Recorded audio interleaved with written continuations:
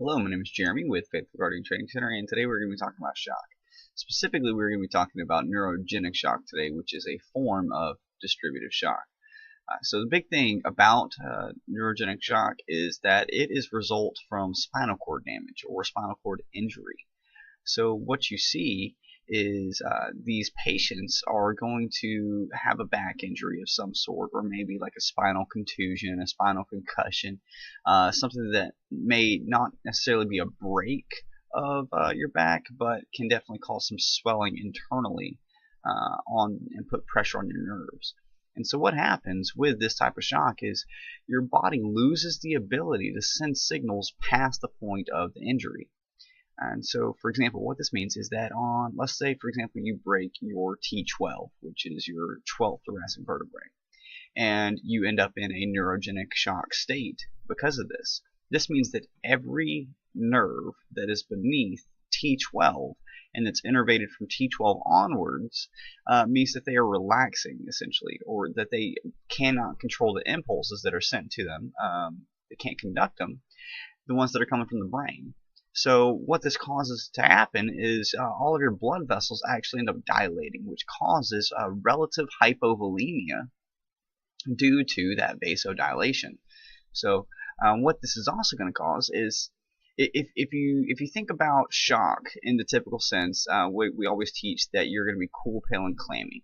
Well, you're cool, pale, and clammy because your body is shunting blood to the core. In neurogenic shock, this is not the case, because what is happening is you're going to have the blood pooling, and again, that relative hypovolemia due to the increase in the container size.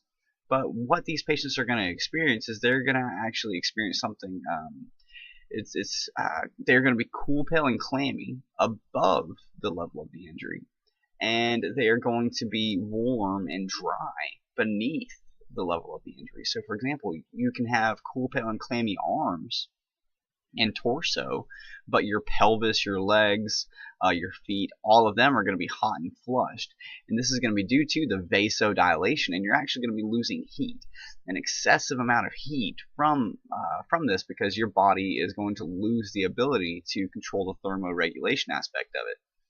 And so these patients, you definitely need to be wary of the possibility of hypothermia with them.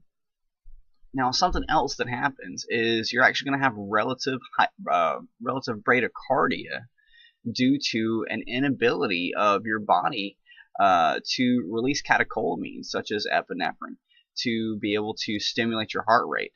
So one of the classical signs of neurogenic shock is going to be bradycardia, hypotension, and an inability to move your lower extremities. Now, whenever you see those three things in conjecture, you need to definitely be trying to look at if there's a spinal issue, spinal trauma, or maybe some type of disease process that could be causing swelling. So just to go over this one more time, neurogenic shock is a form of distributive shock. So what this means is that you have vasodilation, which gives you relative hypovolemia due to an increase in your container size. You're also going to have relative bradycardia due to the body's inability to release catecholamines. And so you have vasodilation below the level of the injury. And something else that you can look for is going to be a priapism, which is going to be a painful erection due to the vasodilation. And that's neurogenic shock.